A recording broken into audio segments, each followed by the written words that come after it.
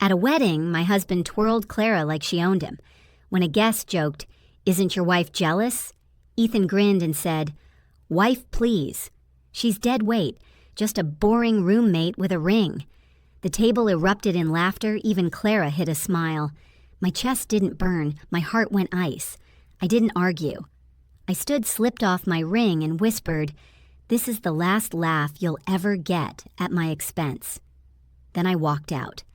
Before I tell you how that night changed everything, comment if you've ever felt small in love. Hit like. So I know I'm not alone. Because what happened after I walked out will shock you. My name is Hannah. I'm 32. We were married for 4 years together for almost 7. And then there's Clara. Clara is Ethan's so-called best friend since childhood.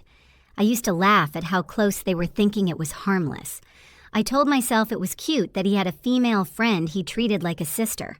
That's what he always said, she's like family. I wanted to believe that. I wanted to believe a lot of things. In the beginning, Ethan and I looked solid from the outside. We had a nice townhouse in the suburbs, 2 cars in the driveway, and steady jobs. He works in sales, smooth talker, the type everyone calls charming. I'm a graphic designer, quieter by nature, someone who works long hours but values peace at home. On paper, we were fine. But paper doesn't tell you about the cracks. Paper doesn't show you the moments where you feel invisible in your own marriage. I can tell you exactly when I started noticing. It was after the wedding glow faded. Suddenly, Clara wasn't just Ethan's old friend. She was always there. Late-night texts, inside jokes that I wasn't a part of. I'd ask who was messaging him at 1 a.m. and he'd shrug it off. It's just Clara. She had a rough day, and just like that, my feelings were dismissed. Like I was the one overreacting for not wanting my husband to be glued to another woman's phone at midnight. I kept trying to be understanding. I wanted to be the cool, trusting wife. I'd tell myself, if he wanted to cheat, he wouldn't be so open about it. But deep down, I felt the shift. Every time Ethan told a story, Clara's name popped up. Clara said this. Clara recommended that restaurant. Clara thinks we should try this new place. Slowly, I stopped being his partner. I became the audience to their duet. One moment burned into me happened around our 3rd anniversary. I had spent weeks planning a surprise weekend in the mountains. I booked a cozy cabin, arranged everything down to the firewood and wine, because Ethan used to love quiet escapes. I thought it would remind us of how we fell in love, long hikes, stargazing, cooking together. When I showed him the reservation, his face was flat. He didn't smile, didn't say thank you. The next day, he came back saying Clara had suggested a resort by the coast and it would be way more fun. Not maybe we should think about it. Not what do you want, Hannah, no. He had already canceled the cabin and booked the resort. Just like that, my plan, my effort, my thoughtfulness erased by Clara's opinion. We went to the resort, and I wish I could say I enjoyed it. But I spent most of the time watching Ethan text Clara pictures of the beach. He even sent her a video of us at dinner, joking that I should have brought you instead. He thought it was funny. I smiled with my teeth clenched so hard my jaw ached. That's when the truth started pressing in on me. I wasn't his wife in the way a wife should be. I was his stability, his safety net, the one who paid bills on time and made sure the house was stocked with groceries. Clara was the one who got his spark, his energy, his attention. I didn't blow up. That's not me. I don't scream. I don't throw things. I hold it in. But I started planning, quietly, a different kind of planning, because I knew if I ever hit my breaking point, I didn't want to be caught helpless. The first step was knowledge. I called a lawyer, Mark, a friend of my cousin who handles family law. I told him everything in a 90-minute consultation. He explained my rights, what was mine, and how to protect myself. The townhouse was bought in my name with my money before Ethan and I even got engaged. That was my lifeline.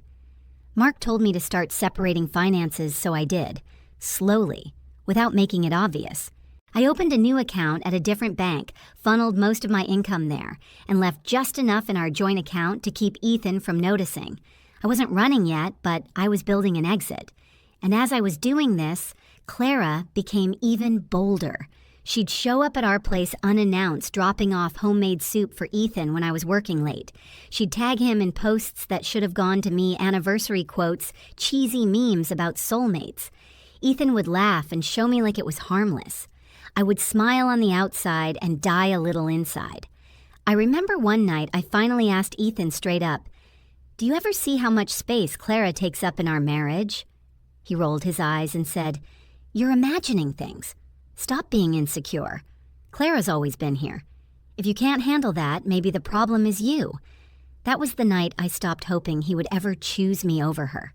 By the time the wedding rolled around, the one where it all ended, I already had my plan in place. I didn't know the exact moment I'd use it, but I was ready. And when Ethan looked at me across that table, laughed with Clara, and called me dead weight, it was like a switch flipped. Not rage, not tears, just certainty.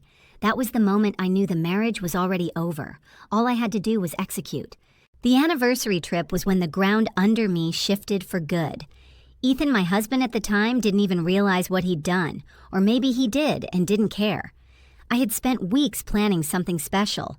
A quiet cabin in the mountains, just us, no distractions. I booked the place with money from my account-packed board games we used to play, and even found the little trail where we'd once gotten lost and ended up laughing in the rain. I thought it would remind us who we used to be before Clara took up so much space in our lives. When I showed Ethan the photos of the cabin, his response was a shrug. Not a smile, not a thank you, just looks kind of boring. The next day, he came home grinning. He said Clara, his so-called best friend, had told him about a luxury coastal resort that was perfect for couples. He had already booked it. My stomach dropped. It wasn't a suggestion. It wasn't even a discussion. It was Clara's idea, and therefore, it was the final decision. My effort, my intention, my voice, none of it mattered. I remember staring at him across the kitchen island thinking, "Did you even think about me for a second?" But I swallowed the words. If I argued, it would only turn into him calling me paranoid or insecure. I had learned the pattern. I bit my tongue, packed my swimsuit, and went to a resort I never asked for. The trip was torture. Ethan spent more time with his phone than with me. He sent Clara photos of the ocean videos of the lobby, even a picture of me at dinner with the caption, "Wish you were here." Clara replied with laughing emojis and hearts. He showed it to me like it was some inside joke I should laugh at too. I smiled with my lips tight, but in my head, something broke. That was when I realized I wasn't his partner. I was a placeholder, a prop, the wife on paper while Clara got the attention, the energy, the excitement. I didn't scream. I didn't throw a fit. Instead, I made a choice I would stop begging for scraps of respect. I'd start preparing for freedom. That night, while Ethan snored beside me, I lay awake staring at the ceiling, running through scenarios. If I walked away, what would I need? Money, legal security, a plan. That was the night I decided to stop being naive and start being strategic. The first step was protecting myself. I scheduled another meeting with Mark the lawyer I had quietly consulted before. He explained things clearly. The townhouse was in my name, bought before marriage, which gave me leverage. He advised me to start moving my income to my separate account and to make a clean record of all joint expenses, so Ethan couldn't claim I'd left him high and dry. I followed every word. Each day I took small steps. I funneled more money into my private account.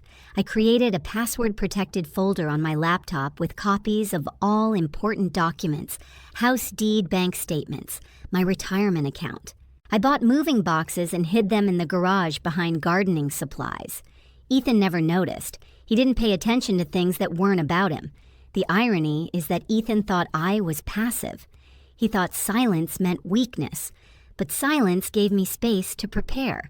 When he mocked me in front of people, I didn't clap back. When Clara's name filled our conversations, I didn't fight. Outwardly, I looked like the quiet, boring wife. Inwardly, I was building my exit brick by brick. The breaking point wasn't just about Clara or the resort. It was about Ethan showing me over and over that my presence was optional in his life. He wanted the stability of a wife, but not the respect of a partner. That realization hardened me. I'll never forget one small moment that sealed it. We were back from the resort, sitting in the living room. I asked Ethan if we could have a weekend without Clara, just us. He laughed, not kindly, but in that dismissive way he always did, and said, "You're too sensitive. Clara's not going anywhere. If you can't accept that maybe you're not cut out to be with me..." I nodded. I didn't argue. I didn't even cry. But inside, I thought, "You're right. I'm not cut out to be with a man who treats me like a backup plan." That was the day I mentally divorced him. The paperwork would come later, but in my heart, it was over. I was just waiting for the right moment, the undeniable proof, the final straw to pull the trigger. And that moment arrived at the wedding. The night he danced with Clara ignored me completely and told a group of strangers that I was dead weight. That wasn't just an insult. It was a confession. He thought I was nothing. He thought I had no power. But the truth was, by then, I already had everything in place. My finances, my lawyer, my plan. So when Ethan grinned at that table and threw away our marriage with a laugh, I didn't need to scream. I didn't need to fight. I just needed to walk out and finally execute the plan I had been building in silence for nearly a year. When Ethan humiliated me at that wedding, it didn't feel like the world was crashing down. It felt like clarity. He thought he'd made me small with his words, but what he really did was give me permission to leave without a second of doubt. The second I walked out of that ballroom, it wasn't heartbreak guiding me anymore. It was procedure. I went up to the hotel room, quiet as a shadow. Ethan was still downstairs, twirling Clara, soaking up the laughter. I didn't touch the minibar, didn't even sit down. I went straight to the dresser, slipped off my wedding ring, and placed it on top like it was a piece of costume jewelry I'd borrowed for a role that had finally ended. For a long moment, I just stared at it. My chest wasn't heavy, it was light. That tiny gold band had been the heaviest chain I'd ever worn, and taking it off felt like breathing again. Then I packed. Not in a rush, not frantically, just calm, deliberate movements. Dress folded, makeup bag zipped, shoes in the side pocket. Every item clicked into the suitcase like I'd rehearsed it. Because in a way I had.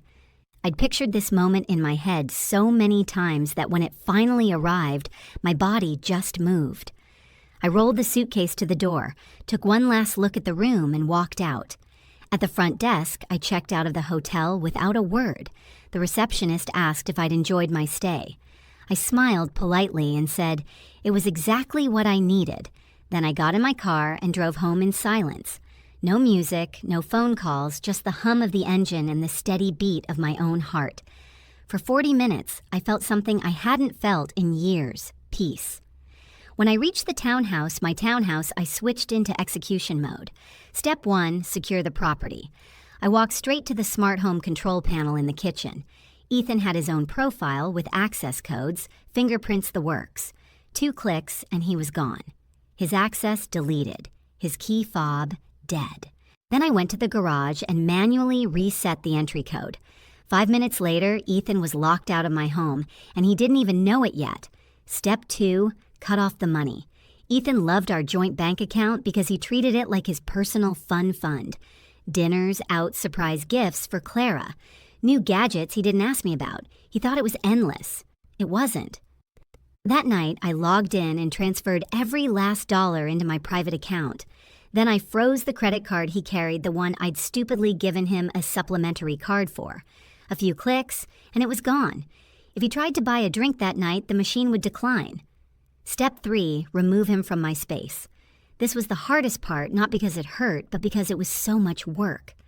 Remember those moving boxes I'd hidden in the garage? I brought them in, set them up, and started boxing his life away. Every shirt, every shoe, every razor blade on his side of the sink. I wasn't angry. I wasn't crying. I felt detached, like I was a property manager clearing out a tenant who'd skipped rent. Box after box, labeled neatly stacked in the garage. By the time the sun came up, 42 boxes stood there sealed with tape filled with every trace of Ethan. My house finally looked like mine again. Clean. Quiet. At 3 a.m., I sent a 2-word email to my lawyer, Mark Filet. Then I shut the laptop, crawled into bed, and slept harder than I had in years. The next morning, my phone lit up like a slot machine. First, a casual text from Ethan. "You left early, thought you were just tired. I'll see you at home." I ignored it. An hour later, another text. "My card isn't working. Did you forget to pay the bill?" I smiled and turned my phone face down. Then came the call loud and panicked. "Hannah, I'm locked out. My key fob isn't working. The code isn't working. What the hell is going on?" I answered that one. "I know," I said. Just those 2 words. "What do you mean you know? This isn't funny. Let me in." His voice cracked like a teenager's. "No," I said, flat as stone. "What do you mean? No, Hannah, stop being crazy. Open the damn door." I could hear Clara's voice in the background, shrill and uncertain. She can't actually do this. She wouldn't. That almost made me laugh. They thought I wouldn't. They thought silence meant weakness. "I heard you, Ethan," I said. "I heard every word you said last night about me being dead weight, about me being boring. So consider this me making things a little more exciting for you. You're free now. No boring wife. No boring house. Just you and Clara, exactly what you wanted." He stammered, denied, begged, claimed it was a joke, claimed I was overreacting, claimed I was ruining everything over nothing. I didn't budge. "All your things are in 42 boxes in the garage," I said. "A moving company will pick them up tomorrow and take them to a storage unit. It's prepaid for 3 months. I'll text you the address. After that, it's your problem. The joint account is closed. The credit card is canceled. The divorce papers will be served Monday. You can't do this," he snapped. "I already did," I replied. Then I hung up and blocked his number. That was phase 1, and it felt flawless. Ethan didn't disappear quietly. Of course he didn't. Men like him, people like Clara, they don't know how to face consequences. They only know how to twist the story so they're the victims. The day after I locked him out, my phone lit up with missed calls and messages. At first, it was irritation. Ethan acting like I'd made a silly mistake. "Hey, Hannah, I think something's wrong with the house system. Can you reset it? I can't get in." He thought it was a glitch. Then the panic set in. "Why is my card declined? Are you messing with the bank account? This isn't funny." Then the anger opened the door. "Hannah, I'm serious. You can't just lock your husband out." By noon, the tone had shifted from him to them. Clara started calling from her number. I didn't answer. She left a voicemail, her voice dripping with fake sweetness. "Hannah, I think you're confused. Ethan told me what happened. You must have misheard. He was just joking at the wedding. You're overreacting. You need to stop this before you regret it." I listened once, saved it, and moved on. Then came Ethan's mother. A long emotional voicemail about how disappointed she was in me, how I was humiliating the family, how Ethan was devastated. I almost laughed. Devastated. The same man who twirled Clara like she was the bride. The same man who called me dead weight in front of strangers. If he was devastated, it was because for the first time he wasn't in control. By evening, the narrative machine was running full speed. Friends of his started sending me texts. "Why did you throw Ethan out?" That's abusive. One even accused me of being violent, saying they heard I lost it at the wedding and embarrassed him in front of everyone. That was Clara's hand at work. She was always good at playing the sympathetic victim. I could see her spinning the story poor Ethan stuck with a crazy, jealous wife who couldn't handle his female best friend. They underestimated me again. They thought I'd chase people down to defend myself. They thought I'd waste my breath explaining begging people to see my side. No, I didn't need to convince anyone with words. I needed proof, and I knew exactly where to get it. See, weddings in 2025 are basically live streamed. Everyone films everything. I remembered Ethan's cruel little speech the moment that froze my heart. Somewhere in that ballroom, someone had their phone pointed at the bar. All I needed to do was find it. The obvious choice was the official videographer, but that route was messy and expensive. Instead, I thought of the bride's younger cousin, Maya. She couldn't have been more than 19, and I'd seen her glued to her phone the entire night, recording every dance, every toast, every laugh. I looked her up on Instagram, found her easily. She'd already posted clips from the wedding. I sent her a message. I told her I was putting together a little memory book for the bride and groom and wanted to collect candid clips from the night. She was thrilled to help. Within an hour, she'd sent me a link to a shared folder with all her videos. I spent the next hour scrolling through shaky footage of people dancing, clinking glasses, laughing too loudly. And then I found it. Maya had filmed a group on the dance floor, but in the background, perfectly framed and crystal clear, was the moment at the bar. I could hear the woman asking, "Isn't your wife jealous?" Ethan's grin, his smug voice saying, "Wife, please. She's dead weight. Just a boring roommate with a ring." Then the laughter. Clara's fake smile, the whole group treating my marriage like a punchline. 10 seconds. That was all it was. 10 seconds that justified every decision I had made. 10 seconds that turned all of Ethan and Clara's lies into dust. I clipped the video and saved it. That was my silver bullet. I didn't blast it online. That's not my style. Public drama wasn't the goal. Precision was. I made a list of recipients, the bride and groom, Ethan's parents, Clara's long-term boyfriend, and a few mutual friends who mattered. I wrote one short message. I know you've been hearing stories. Here's the truth. This is why my marriage is over. I attached the clip and hit send. Then I turned my phone on silent, set it face down, and went for a long walk. When I came back, the messages were waiting. One from the bride, furious at Ethan for turning her wedding into a circus. One from Ethan's sister, apologizing to me and calling her brother an embarrassment. And one from Clara's boyfriend, short, sharp, final. "Thank you for showing me this. She won't be coming home tonight." For the first time, Ethan and Clara weren't the ones controlling the story. They weren't laughing at me, whispering behind my back, spinning lies. For the first time, they were exposed. And that was only the beginning of their unraveling. The 10-second clip did what hours of arguing never could. It silenced the noise. It didn't need context or spin. It was Ethan's own words, clear as day, cutting his marriage apart in front of strangers. And the beauty of it, I didn't even have to send it to everyone. I sent it to just enough people, and the echo did the rest. The bride called me first. She was livid, not at me, at Ethan and Clara. "That was my wedding," she snapped. "They used my reception to humiliate you, to make a joke out of marriage in front of my family." "Hannah, I am so sorry." Her voice cracked on the word sorry, and in that moment, I realized how much collateral damage Ethan and Clara had caused. It wasn't just me. They had turned someone else's celebration into their stage. Then came Ethan's parents. The first time his mother had called, she scolded me, begged me to fix things. This time she was different, shaky, humiliated. I didn't know Hannah.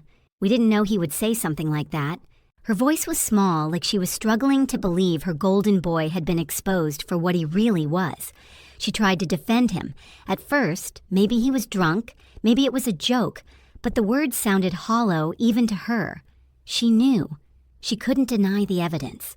And then Clara's boyfriend, Daniel. His message was only 2 sentences. "Thank you for showing me. She's out of my life." Hours later, I saw he'd posted the clip himself on Facebook, tagging both Clara and Ethan along with a scathing paragraph about years of lies, disrespect, and betrayal. That was the wildfire. Once Daniel made it public, it spread fast. Mutual friends saw it, shared it, commented. The sympathy Ethan and Clara had tried to build evaporated overnight. Their version of the story, me as the crazy, jealous wife, collapsed under the weight of Ethan's own voice on video. The confrontation wasn't face-to-face. It didn't need to be. Every call, every message was the world finally telling Ethan what I had wanted to scream for years. "You are not the victim. You are the problem." He tried, of course. He left me voicemails swinging between rage and desperation. One minute he was furious. "You ruined me, Hannah." Over one stupid comment. The next he was pleading, "Please, let's just talk. We can fix this." I didn't respond. Not once. The silence was my power, and I wasn't giving it up. The real echo came from people I never expected. Ethan's boss called me not to pry, but to say he had seen the video circulating. Ethan worked in sales, a field built on charm and reputation. No one wants to buy from the guy publicly humiliating his wife at a wedding. By the end of that week, I heard through mutual contacts that Ethan had been let go. They phrased it politely, but I knew the truth. His career, like his marriage, had crumbled with a single clip. Clara didn't fare any better. Daniel's public breakup scorched her social circle. Friends she had leaned on for validation backed away. Even her family was furious. Her parents, who had always doted on her special friendship with Ethan, couldn't look past the shame of seeing their daughter smirking in that video while another woman was being degraded. She lost her safety net the same way Ethan lost his. The final confrontation wasn't a screaming match in my living room or a tearful scene at the doorstep. It was watching the two of them stand in the wreckage of their own choices. They had laughed at me together, thinking I was powerless. Now they were the punchline. The echo carried further than I ever intended. Old college friends reached out women I hadn't spoken to in years, telling me they had seen the clip and were proud of me for walking away. One of them wrote, "That silence at the end when you just walked out that was louder than anything you could have said. I didn't plan it that way, but she was right. Sometimes leaving quietly makes the biggest noise." The best part, I didn't have to smear Ethan or Clara with accusations. I didn't have to scream, "I told you so." All I had to do was hold up a mirror. And when everyone saw their reflection, the cruelty, the arrogance, the entitlement, no one could unsee it. That was the echo. Not just the video replayed on phones and whispered about at dinner tables. The echo was in the silence that followed. The silence where Ethan no longer had defenders. The silence where Clara's name stopped popping up in conversations. The silence where I could finally breathe without wondering what role I was playing in someone else's performance. For years, I had been invisible in my own marriage. For years, Clara was center stage. Ethan was the star, and I was just the background character. But in the end, my quiet, deliberate steps turned the lights on them, not me. And once the truth was illuminated, they couldn't hide from it. That's the thing about echoes. They don't stop when the sound does. They linger, bouncing back over and over until the message can't be ignored. Ethan's words, "dead weight, boring roommate with a ring," they were supposed to belittle me. Instead, they followed him everywhere he went. And every time they replayed, the world saw him for exactly what he was. 6 months. That's how long it took for the papers to be signed, the ink to dry, and the word divorced to officially replace married next to my name. In the grand scheme of things, 6 months isn't long, but for me, it felt like an entire lifetime compressed into half a year. Mark, my lawyer, told me more than once that this was one of the easiest cases he'd handled in years. He said, "When there's a video of a husband publicly denying his marriage, judges don't have much patience for stalling." Ethan tried at first bluster empty demands, a little posturing. He wanted to negotiate, to cling to some illusion of control. But every time he spoke, the video hovered over him like a shadow. There was nothing to negotiate. The house was mine. The finances I'd safeguarded were intact. In the end, he signed defeated because the truth left him no leverage. The fallout for him didn't end with the divorce. His job in sales gone. The same charisma he used to win clients became the same arrogance that tanked his reputation. No one wants to trust their money with the man whose marriage imploded on video. A few friends told me they'd seen him bartending at a dive bar downtown trying to make ends meet. When I pictured Ethan, who once strutted in tailored suits and polished shoes, wiping down sticky counters for tips, I didn't feel joy. I didn't feel pity either. I just felt distance. Like I was looking at a stranger whose choices had finally caught up to him. Clara. She didn't fare much better. After Daniel, the boyfriend she'd strung along for years, posted that clip, her social life collapsed. Her friends ghosted her. Her family pulled back, embarrassed by how she carried herself. From what I've heard, she rents a cramped apartment with roommates half her age, scraping by on temp jobs.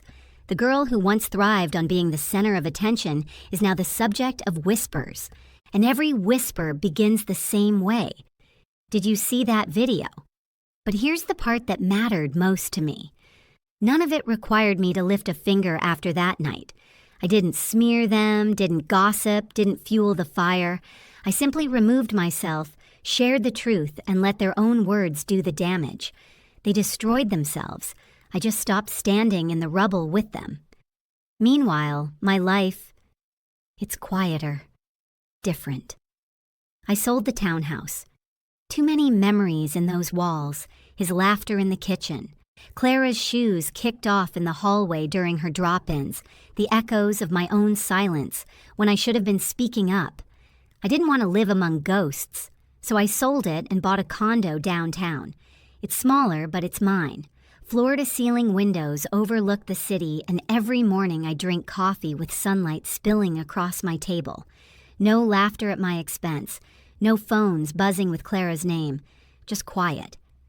I filled the place with plants. It sounds silly, but watching something grow because I cared for it, because I gave it light and water feels like therapy. I even picked up painting again, something I hadn't touched since college. The canvases lean against my walls, splashes of color that remind me there's more to me than being someone's wife, someone's stability, someone's background character. Sometimes people ask if I regret not screaming at him that night, if I regret not throwing a drink in his face or calling Clara every name in the book. But here's the truth. My silence was louder than any outburst. Walking out without a word left a scar he'll never forget. Because when I stopped reacting, when I stopped playing the role he wrote for me, he lost the stage. Do I still hear his words sometimes? Yes. Dead weight. Boring roommate with a ring. They echo, but they don't hurt anymore. Now they remind me of how far I've come. If being boring means having a peaceful home, financial security, and self-respect, then call me boring. I'll take that label over chaos any day. As for Ethan and Clara, I don't check up on them. I don't stalk their social media. I don't care where they are. If I hear about them, it's through whispers I didn't ask for. And every whisper feels the same, like the universe reminding me I made the right choice. The best revenge wasn't boxing his things or freezing his accounts. It wasn't even the video clip. The best revenge was living. Living in a space that's mine on my terms. Living without waiting for a man's attention or fearing another woman's shadow. Living in peace. 6 months ago, I walked out of that wedding, and everyone thought I was the one being left behind. The truth, I was the one walking forward. Ethan woke up the next morning in a strange hotel bed expecting me to be there, but he was already alone long before I left. I just finally made it official. If you've ever been dismissed or disrespected by someone who was supposed to value you most, you know how much it stings. My story isn't just about betrayal. It's about finding strength in silence and walking away with dignity. I'd love to hear your experiences. Share them in the comments because your voice matters here. And if you believe truth speaks louder than revenge, hit like, subscribe, and join me for more stories that remind us we are never as powerless as they want us to think.